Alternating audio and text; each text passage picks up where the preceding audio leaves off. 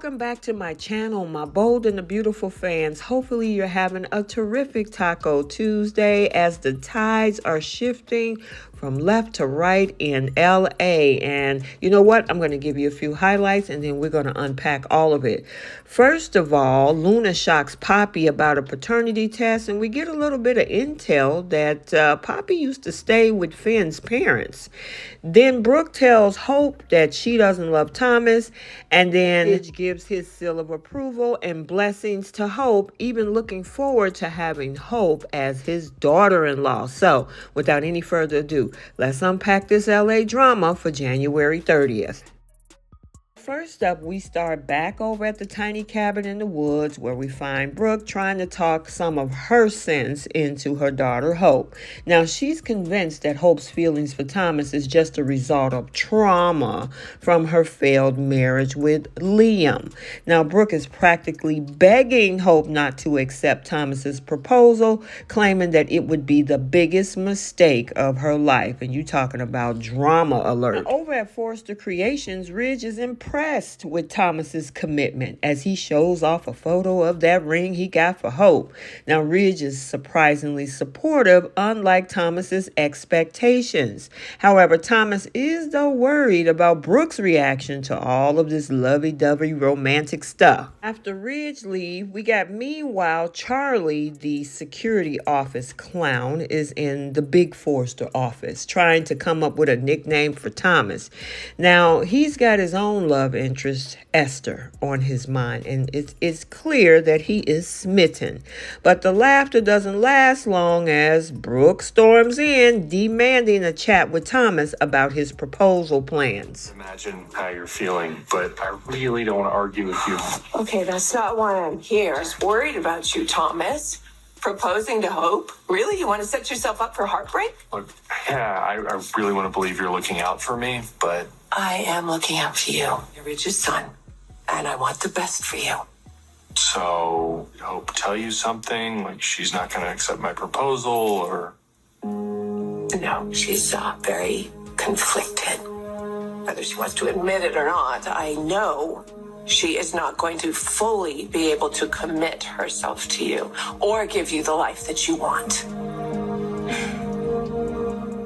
Really, Brooke? I mean, you're coming in there from a place of being disingenuous, talking about you looking out for Thomas. Right.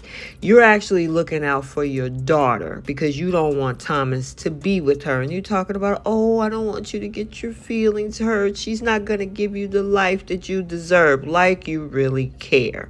You just don't want those two together. And the thing is that she don't even realize the more that she pull at her daughter is going to be pulling toward Thomas. So now we're back at the tiny cabin in the woods. Hope is left alone to ponder her feelings for Thomas. Then Ridge pays her a visit, and she's about to get the blessings that she never expected. Makes me feel like there's a chance. So what are you saying? You guys are good together. You're great parents to Douglas. You're good collaborators. You're great friends. But more than that, you found a way to forgive him. And that's extraordinary. You're a remarkable young woman. And I would be so happy if you were my daughter-in-law.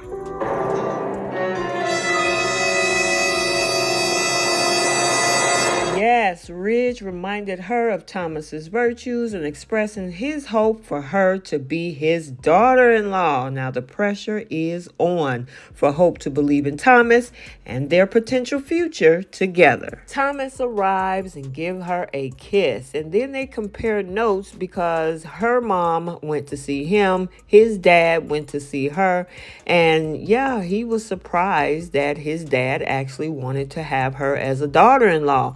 And on the flip side, it was no surprise on where Brooke stood with this whole situation. So we'll see where these two go next. So now in another corner of the drama universe, Luna is on a quest to find out who her daddy is. Now Poppy denies that Bill is Luna's dad and tries to keep the truth hidden. Now Luna is determined to unveil the secret and threaten to get answers on her own with a paternity test.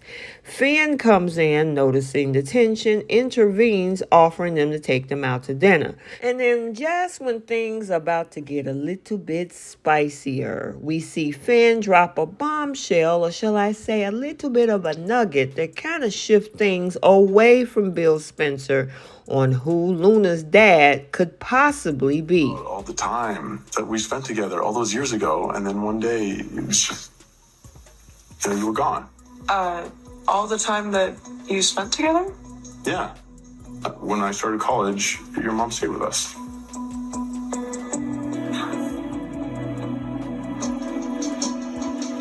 I never knew that you stayed with Aunt Lee and Uncle Jack. A bit. Just pressure I felt. Having a dad as a lawyer and a mom as a doctor, and yeah, I put a lot of stress on myself. But then there was Aunt Poppy, this beautiful, free spirit, and just lived life the way that she wanted to. She would literally close my computer while I was doing homework if I looked too stressed. So we'd have, it was a spontaneous dance party. Yeah. No, we had a lot of good times. Was I there too?